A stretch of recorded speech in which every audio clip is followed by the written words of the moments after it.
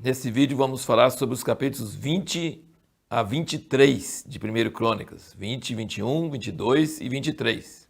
Já começando aqui no início do capítulo 21, nós vemos um esclarecimento, como nós comentamos lá em 2 Samuel 24:1, fala lá que Deus incitou Davi contra Israel e aqui fala que Satanás se levantou contra Israel.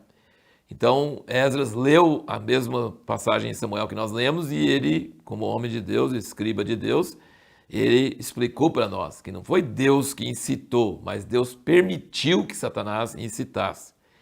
E Satanás incita como? Usando a carnalidade da pessoa. Se a pessoa tem uma brecha de carne, de orgulho, Satanás não consegue agir na vida da pessoa se a pessoa não der brecha para ele.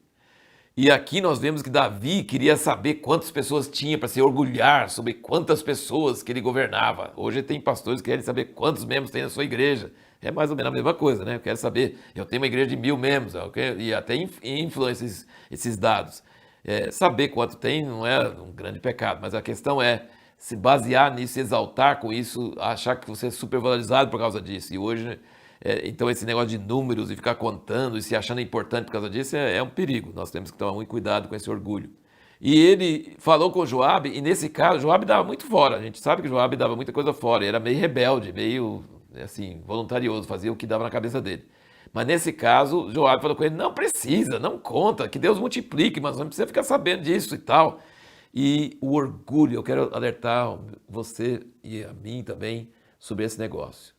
Alguém que está em autoridade tem que tomar cuidado para ouvir pessoas que são os seus subalternos, que estão debaixo da sua autoridade, porque às vezes eles estão mais certos que você. Às vezes seu filho, às vezes sua esposa são mais certos que você. Às vezes eles estão falando uma coisa e você precisa prestar atenção. Se Davi tivesse prestado atenção para Joabe e não teria contado ao povo, ele teria evitado de cometer um pecado que trouxe sérias consequências. E aí o que acontece? Chega o profeta Gade, como nós falamos, o profeta na vida de Davi é muito importante, Natã e Gade. Aqui Natã foi que apontou o dedo para ele sobre o pecado de Batseba, o pecado do adultério lá, e foi Natã que acusou ele, e ele arrependeu, e foi Natã usado por Deus para isso. Agora aqui é Gade, e Gade fala assim, Deus dá 3 opções para vocês, e ele escolheu a opção que caía nas mãos de Deus, mas que o castigo ia cair em cima do povo. Mas sabe por que Davi escolheu esse castigo? Porque os outros dois seriam cair nas mãos de homens. E Davi não confiava em homens, já tinha sofrido demais na mão de homens. Então ele falou, eu quero cair nas mãos de Deus, porque eu sei que Deus tem misericórdia. E ele pode aliviar isso. E aí quando Davi viu que o povo estava morrendo da peste, ele falou, Deus, não mata eles não, o culpado sou eu, não é eles. Que seja sobre mim e minha família. E aí Deus suspendeu, então Deus teve misericórdia. Então ele caiu nas mãos da misericórdia de Deus e confiou na misericórdia de Deus e isso aconteceu. E aí o que aconteceu? Gade falou com ele, vai lá e sacrifica lá na ilha de Ornã, que é exatamente o local do templo de Salomão, no Monte Moriá, onde Abraão ofereceu Isaac. Era o lugar certo, é o lugar que Deus ia escolher para. E quando Davi viu que ele sacrificando lá, ele pagou um preço exorbitante, pagou um preço caríssimo, porque não, o cara falou que ia dar para ele, ele falou: não quero nada de graça, eu quero oferecer para Deus algo que me custe. Aí ele fez o sacrifício lá e Deus respondeu ele. E agora nós temos 3 lugares: a ilha de Ornã, onde Davi sacrificou e viu que Deus respondeu, ele passou a sacrificar só lá. A tenda onde estava a arca, perto da casa de Davi, lá em Jerusalém mesmo, mas em outro lugar da cidade. E o tabernáculo de Moisés, que estava em Gibeão. Agora, em vez de 2 lugares, tem 3 lugares. Mas, veja bem a resposta à nossa pergunta no último vídeo. O que significa todas as coisas cooperam para o bem daquele que ama a Deus, daquele que é chamado segundo o seu propósito? O que significa isso? Até nossos pecados.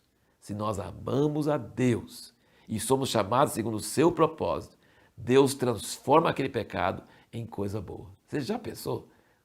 Nós vamos sofrer, Davi sofreu as consequências dos seus pecados. Não é incentivo para pecar, não. Mas se pecou, por exemplo, o primeiro filho de Davi morreu, o fruto do adultério. Mas o segundo foi Salomão, que era o rei, que era o filho que Deus amou, e Deus amou ele, e ele amou a Deus. Que coisa maravilhosa. O primeiro pecado de Davi produziu Salomão. O segundo pecado de Davi, que era contra o povo e ter a peste, descobriu o lugar do templo onde Deus queria que seu nome estivesse. Os 2 grandes pecados de Davi Deus conseguiu transformar em bem.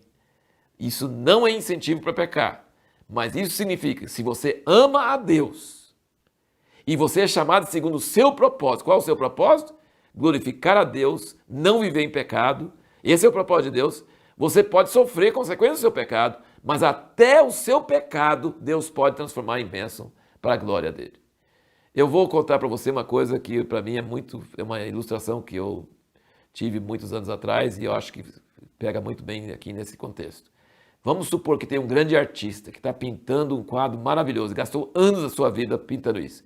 E um dia entra no seu ateliê um moleque e joga uma bolota de tinta preta em cima daquele quadro. Aparentemente estragou o quadro, perdeu-se o quadro. Não adianta, não tem jeito de apagar, não tem jeito de tirar. Estragou anos e anos e anos de trabalho daquele grande artista. Mas se o artista é genial, ele pega aquele mancha preta no quadro e vai usando aquilo para tornar o quadro mais bonito ainda. Ele queria que estragasse o quadro? Não. Mas já que estragou, ele vai e as pessoas olham e ficam admiradas e o quadro fica 10 vezes mais genial do que era antes. Só um grande artista pode fazer isso. E Deus criou o mundo e o pecado entrou, estragou o mundo que Deus criou e ele vai fazer uma coisa muito melhor do que se não tivesse tido o pecado. Deus é assim. E então, com os pecados de Davi, Deus fez a mesma coisa. Ele usou os pecados dele para produzir Salomão, o rei que ia reinar no lugar dele, e para descobrir o lugar onde ia ser o templo. Que coisa maravilhosa. Uma outra coisinha muito importante entender que quando Davi fala assim, eu estou morando em casa de cedro e a arca de Deus está em tenda, Davi conseguiu descobrir que Deus estava mudando a estação, mudando a fase do plano dele. Desde Moisés até essa época, o tabernáculo estava em tenda, que é uma coisa móvel e temporário. E Davi falou assim, não vai mudar mais, não vai ficar andando mais, não vai ficar peregrinando mais, não precisa ficar desmontando e montando. Agora é casa de cedro. Eu moro em casa de cedro. Deus também precisa morar numa casa de cedro. Então ele entendeu que o plano de Deus estava passando de uma fase para outra fase. E você vai ver isso no capítulo 23, aqui no versículo 25 ele diz, pois Davi disse, o Senhor Deus de Israel deu repouso ao seu povo e ele habita em Jerusalém para sempre. Também os levitas não terão mais de levar o tabernáculo e todos os objetos pertencentes ao serviço do mesmo. Então Davi viu uma mudança no plano de Deus que vinha desde Moisés, uma mudança radical, que não ia ser mais tabernáculo, ia ser templo, e sendo templo os levitas não precisam mais carregar, e o que ele fez? Ele determinou todos os trabalhos dos levitas, e um desses trabalhos é um trabalho que nunca tinha tido, que é, versículo 30, estar cada manhã em pé para render graças e louvor ao Senhor, e semelhantemente à tarde. Então ele instituiu o ministério de música e louvor diante de Deus. Depois você vai perceber, anos e anos depois, todos os anos dos reis, e depois que Esdras e Neemias voltam, que sempre quando eles restauram o culto a Deus, tem o altar de sacrifício que Moisés estabeleceu, mas tem louvor que Davi estabeleceu. Então Davi foi um reformador, alguém que trouxe uma nova revelação de Deus, um novo aspecto de Deus para o plano de Deus na história. Ele foi um próximo passo na história de Deus com Israel. E a pergunta que nós vamos procurar responder no próximo vídeo é por que muitas vezes a obra principal de alguém pode ser a preparação adequada do seu sucessor?